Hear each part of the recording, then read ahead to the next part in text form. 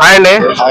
అయితే ఈ రోజు నిన్న సింహాచలంలో జరిగిన ప్రమాదంలో ఈ రోజు కాంట్రాక్టర్ బయటకు రావడం, ఆయన చెప్పిన మాటలు వింటా ఉంటే చాలా షాక్ అవుతున్నాం. అసలు ఏంటి సార్, ఏం జరుగుతుంది అంటారు? అధికారులు చెప్తేనే చేశారని చెప్తున్నాడు కదా. అధికారులు మరి డబ్బులు తీసుకొని ఏమన్నా బిల్లు క్వాంటిటీ బట్టి కదా చేస్తారు. కనీసం అధికారులు పట్టించుకోవాలి కదా. కనీసం ఏ గవర్నమెంట్ ఇచ్చినాక టెండర్లు ఇస్తారు, కాంట్రాక్టర్ ఇస్తారు. కనీసం కింద బేస్మెంట్ లేదు, ఆ గోడలకి ఏదో ఇంటి పారి గట్టిగా ఉంటది. అంత దారుణంగా కట్టారంటే సుత్తనే ఊడిపోతాయి అవి. అలాంటిది మరి పద్దాల పబ్లిక్ వెళ్తా ఉంటారు, భక్తులు వెళ్తారు. ఇట్లా చాలా ఇబ్బందిగా కదా ఇట్లా చేయడం కరెక్ట్ కాదు కదా. అధికారులు కూడా చూసుకోవాలి కదా. అధికారుల మీద కూడా చర్య తీసుకోవాలి.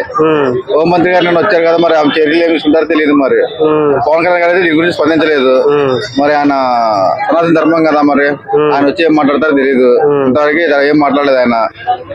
సో నిన్న హోంమంత్రి గారు మాటలు వింటే మీకు ఎలా అనిపించింది సార్? హోంమంత్రి గారు మాటలు వింటే జగన్ వచ్చారంటే అంతకుముందు జగన్ ఉంటేనే మామూలుగానే అన్ని చేసేవాళ్ళు. అది క్రిస్టియన్స్ ముద్రేసి చేసేవాళ్ళు. గొడవ ప్రభుత్వం కూడా సరే ఏబిఎన్ టీవీ కానీ ఏ ఛానల్ కూడా కనీసం టీవీలో కూడా చూపించలేదు. హిందూ ధర్మాన్ని తొక్కేస్తున్నారని ఒకటే మాట. హిందూ ధర్మాన్ని ఎవరు తొక్కేస్తారు? అప్పట్లో హిందూ ధర్మాన్ని ఎవరు తొక్కేది ఏముంటది? హిందూ ధర్మం ధర్మంగానే పోతుంది. మనం చెప్పాలన్నా గుడికి వెళ్ళమనే వాడికి వాళ్ళు తెలియదు. గుడికి వెళ్ళేవాడు గుడికి వెళ్తారు కదా, చర్చికి వెళ్తారు, మసీదికి వెళ్ళాడు మసీదికి వెళ్తాడు. ఎవరెవరు దొక్కుతారు? అంటే ఈయన కాంట్రాక్టర్ చెప్పిన మాటలు ఏంటంటే స్టార్ట్ చేసినప్పుడు అసలు ఇంజనీర్లు కానీ అక్కడ ఎవరో లేరు అధికారులు, మీరు చేసేయండి అని చెప్పేసి అన్నారు. అసలు ఆ అధికారులు ఏంటన్నా ప్రభుత్వం మందే, మనం ఏం చేసినా నడుస్తుంది అన్న ధోరణి అంటారా, లేకపోతే ఇంకా ప్రభుత్వం ఏమంటుందన్న ధోరణి మరి అది? లేకపోతే అధికారులకు భయం ఉంటే సీఎం భయం ఉంటే అది మామూలుగా కాదు కదా. భక్తులు వచ్చారు కదా, అది టెంపుల్ చిన్న టెంపుల్ కూడా కాదు, పెద్ద టెంపుల్. సింహాచలం పెద్ద టెంపుల్. చాలా వరకు మరి చాలా మంది భక్తులు అవుతుంటారు. సండే భక్తులు అన్ని ఇబ్బందులు ఉంటాయి కాబట్టి చేయాలి మరి దానికి.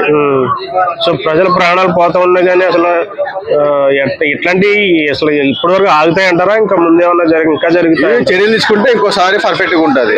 ఇప్పుడు అధికారుల మీద చర్యలు తీసుకోవాలి. సస్పెండ్ డిస్మిస్ చేస్తే సరిపోయేది. సస్పెండ్ చేసినా మళ్ళీ 40 రోజులకి మళ్ళీ డ్యూటీకి వెళ్తారు. సస్పెండ్ అయితే ఇంకా వాళ్ళకి ఫైన్ వేయాలి, లేదంటే ఇబ్బంది పెట్టాలి. చచ్చిపోతే డబ్బులు ఇచ్చారు, ప్రాణాలు తిరిగిలేరు కదా. ఇంకోసారి జరగకుండా చూసుకోవాలి. అంత ముందు తిరుపతిలో జరిగింది, ఇంకోసారి రిపీట్ కాదన్నారు. 4 నెలలన్నా మళ్ళీ ఇంకా 4 నెలలు కూడా కాలేదు. తిరుపతిలో జరిగి 4 నెలలు 5 నెలలు కూడా కాలే ఇంకా పూర్తిగా. సింహాచలం మళ్ళీ రేపు దుర్గ గుడి, మళ్ళీ ఇంకా దసరా పుష్కరాలు వస్తాయి. మళ్ళీ ఇంకా అప్పుడు ఎంతమంది వెళ్తారు? అప్పుడు అంతమంది కూడా చచ్చిపోయారు కదా పుష్కరాలకి. అప్పుడు చంద్రబాబు పేరు తొక్కేశ్వరరావు చనిపోయారు. అప్పుడు మళ్ళీ ఇప్పుడు నెక్స్ట్ దుర్గమల్లేశ్వర టెంపుల్ వస్తుంది విజయవాడ. మరి దీని పరిస్థితి అట్లా ఉండదు మరి.